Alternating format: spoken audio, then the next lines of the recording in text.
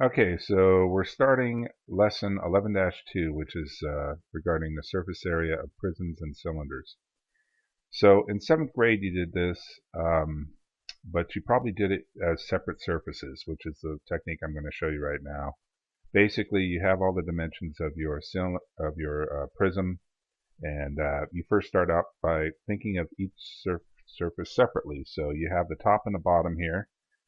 Those dimensions are 5 by 4. The length is 5, the width is 4, and there's two of those. There's one on the top and one on the bottom. So that gives you a total area of 40 square units.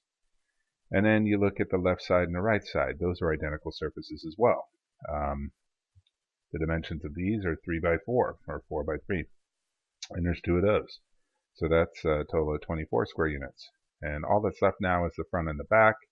And those are 5 by 3, and there's two of those. And so that's a total of 30 square units, and then you just add it all up. Total surface area, 94 square units. Basically, you have 6 surfaces, 3 groups of 2, top, bottom, front, back, left, right. The other way to look at this, and the more challenging way to look at it, is to think of it as a net. Basically, you get this generic formula that will work on any cylinder or prism. It works on prisms and cylinders. And the basic formula is that the surface area is going to consist of 2 bases, in this case rectangular bases, and a lateral area which consists of basically a big rectangle that's wrapped around the figure that you could calculate using the perimeter of the base times the height. If you plug in the numbers into the formula, your base is 5 by 4. There's 2 of those. The perimeter is going to be 18 for this figure. It's the perimeter of the base. And you multiply that by the height of the prism, which is 3. And you end up getting 40 plus 54, which is, again, 94 square units. So you get the same answer. We're going to be using this new formula, surface area equals 2b plus ph, as a general formula for all prisms and cylinders to find the surface area of any prism or cylinder. So we just saw how to use both techniques on a prism. Let's look at a cylinder now. In 7th grade, you probably did it this way. The top and bottom are circles, so that's going to be 2 pi r squared. The radius, of course, is 3, and you get 18 pi for the top and the bottom. The lateral area, though, is going to be a big rectangle, just like you would unroll paper towels or toilet paper. Once it unrolls, it forms a big rectangle. The length of that rectangle is going to be the same as the circumference of the circle. So if the circumference is pi d, then the length of the rectangle is also going to be pi d. And then the width of the rectangle is the height. So the lateral area can be given by the formula pi dh. And if we figure that out, we get 30 pi, and add those together, you get 48 pi square units for the surface area of the cylinder. Now we're going to do the problem again using our new formula, which was, what was it again? 2b plus ph. Only in this case, ph is going to be ch because we don't call the perimeter of a circle, we call that the circumference. So 2 pi r squared for the bases, and then the circumference is pi d, and again we see pi dh, just like we did in the last calculation. And if you work it all out, you end up getting 18 pi plus 30 pi, which is again 48 pi square units.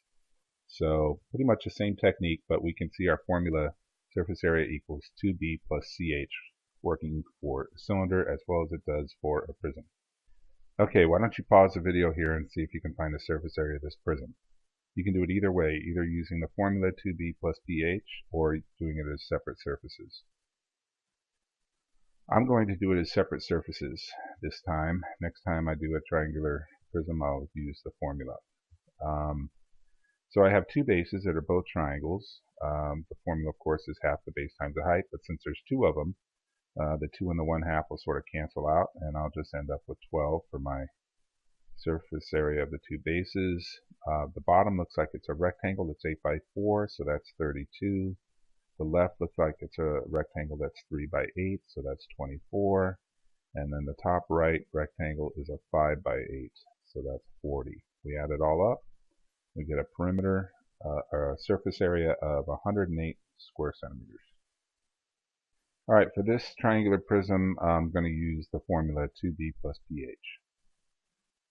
So we will start by finding the bases. The bases are triangles, so the formula is 1/2 bh, but there's two of those.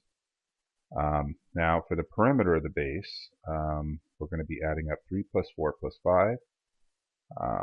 So that's going to be a total of 12, and then we multiply by the height of the prism, which is 6, and we just do some calculations here.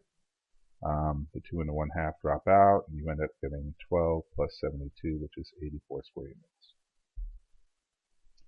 Okay, here's a bit of a challenge problem for you. Why don't you pause the video here and see if you can figure out which container requires more material to produce. In other words, which container has the largest surface area.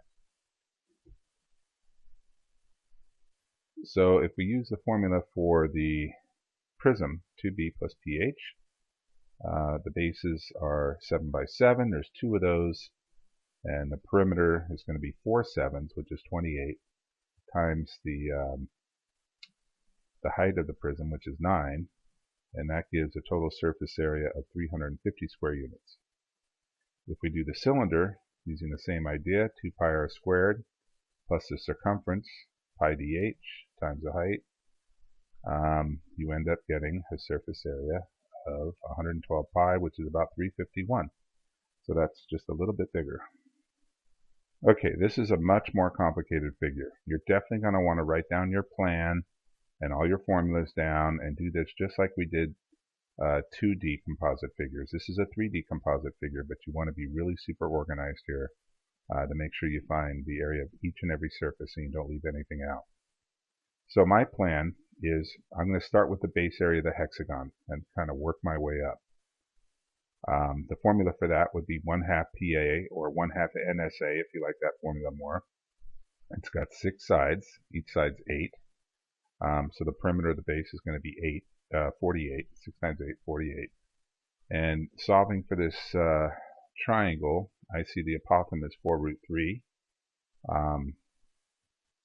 And from there I could do the rest of my calculations, figure out the area of that hexagon. Now I'm going to move up to the next part of the figure, which is the lateral area of the hexagon.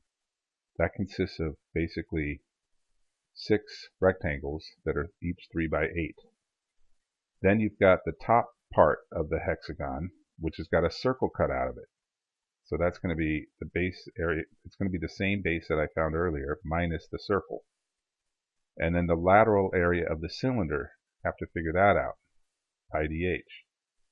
And then the top part of the cylinder, which completely makes up for the part that I cut out earlier, so those are just going to cancel each other.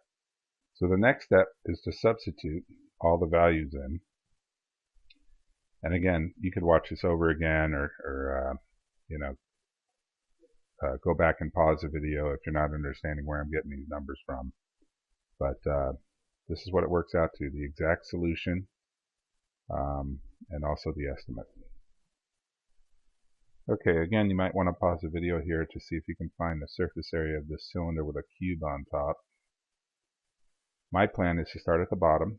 I'm going to find the base area of the cylinder, then the lateral area of the cylinder, that's going to be pi dh, and then on top of the cylinder I have basically a circle with a square cut out of it. Then I've got to find the lateral area of the cube and then the top of the cube. But the top of the cube and the bottom of the cube are basically going to cancel each other because I subtracted the bottom of the cube and then added the top of the cube, and they're just going to cancel out. The next step is to substitute. I know that the diameter of the circle is going to be the same as the diagonal of the square, which I know to be 8 root 2 because of the 45, 45, 90 triangle. And so my radius would be 4 root 2. Substituting other values I know, I end up with an exact solution of 256 plus 80 pi root 2 plus 64 pi. And then the estimate would be 812.49 square units. And no lesson would be complete without the mistake of the day. See you next time.